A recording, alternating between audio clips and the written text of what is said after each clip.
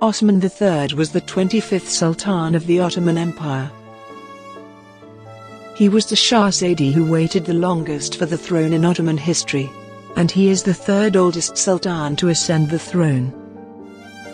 The Ottoman history books described the life of Sultan Osman III with these three sentences. He spent his life imprisoned in the palace. He was not interested in external events, and no reforms were made during his period. Just imagine, the life of an Ottoman Sultan, who lived for 58 years, can be summed up in these three sentences.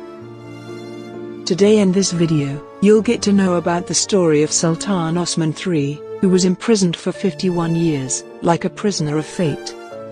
But before going further, it's our humble request to the viewers to subscribe to the channel, and do like and share the video. A few clicks of yours will not cost you anything, but it will motivate us, and help our channel to grow. We really appreciate and regard your support. And please, give your feedback in the comments section below.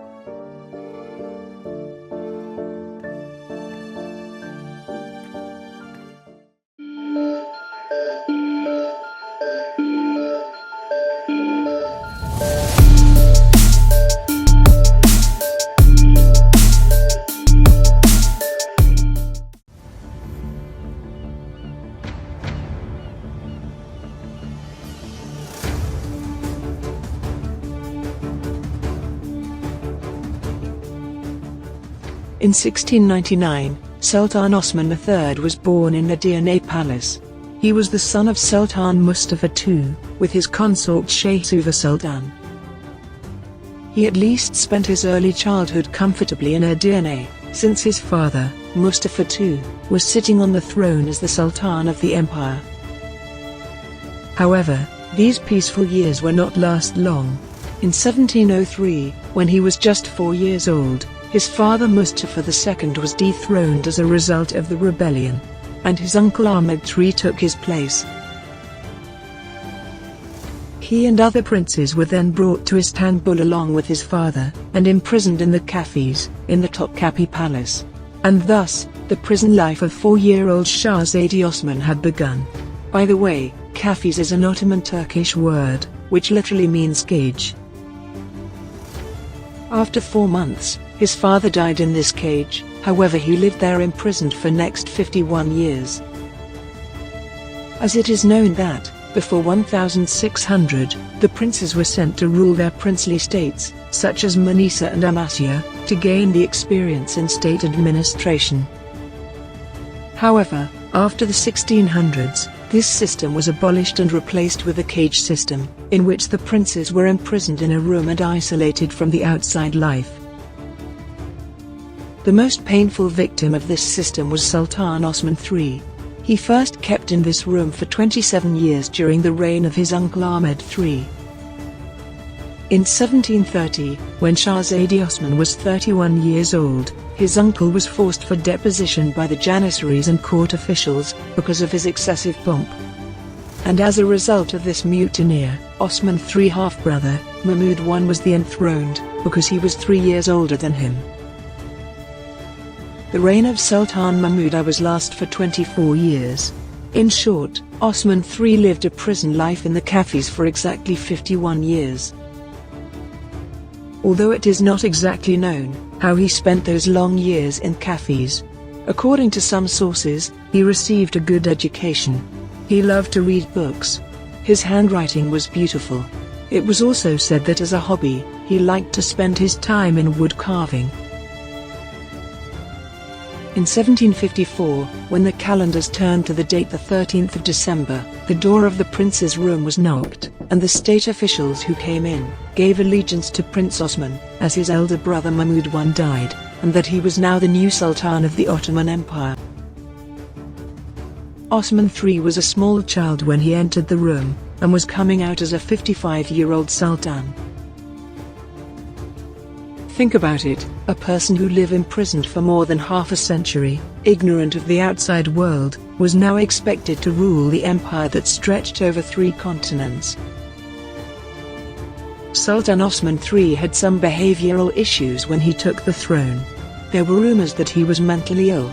Definitely, as a consequence of imprisonment, he was as much a normal sultan as a person who was imprisoned for 51 years could be normal. Many historians described that he had a strange disposition that no one could follow. He was irritable, didn't like secret works, impatient, curious and extremely inquisitive. He did not trust anyone. He had very strict rules against lying and bribery. For this reason, there were many who didn't like him. He changed 7 Grand Viziers and 4 Shaykhul Islam during his short reign of 3 years. It was also said that he was kind enough to regret his mistakes and tried to recover from them quickly. Although he made frequent changes in the ministry, but he always tried to bring those with good morals, knowledge, and high qualifications to work. One of the most interesting features of Osman III was that he hated music. When he ascended the throne, he was the first sultan who ordered to banish all musicians from the Topkapi Palace and forbid playing music in the palace. The fate of the concubines was like the musicians. Strangely enough, the sultan could not even bear to see the women in the palace. Though he did not expel them all, he greatly reduced the number of concubines in the palace. There is rumor about him that he had iron heels attached to the bottom of his shoes to make a sound while walking, and the women or concubines in the palace would hear his footsteps and retreat to their rooms, to not be seen by the sultan. Maybe the reason behind this rumor is that Osman III had said to issue an edict in which women were ordered to go out in plain, loose, and closed clothes that will not show their bodies, and wearing brightly colored clothing was banned for women. It was forbidden for women in Istanbul to go out, only when needed for shopping, and were restricted to appear on the street during ceremonies, especially during the Friday prayer, when the Sultan also goes out. He attracted the public's reaction because of the bans he imposed on women. Historians are convinced that Osman III could not stand women, because he remained in prison for many years and only deal with women of his service. They think that this may have been the reason which created a feeling of psychological hatred for women in him. Osman III had only 4 concubines that he spent time with. These were the head lady, Layla Kadin, Fahund Emine Kadin, Zevki Kadin, and another concubine whose name is not mentioned in the sources. The Sultan was only interested in these 4 women, and did not even want to see other women. For this reason maybe, Osman III had no children. During the 3 years he ruled, there were 2 moderate earthquakes, a flood in Istanbul, and in 1755, everything froze due to severe cold. In addition, there were 4 big fires that burned more than half of Istanbul. Though there was no war in his short reign, however, the cold winter that froze even the Golden Horn, the fires, and the other disasters had worn the nation out. The Sultan made great efforts to cover the damage of the people, and provided help from the treasury. In 1755, he also ordered the construction of a lighthouse in Istanbul to prevent marine accidents. But the people of Istanbul saw Sultan Osman III as the cause of these disasters. For this reason, he was nicknamed the Unlucky Sultan in public. During his time on the throne, there was a stagnant period in foreign policy, and no war broke out.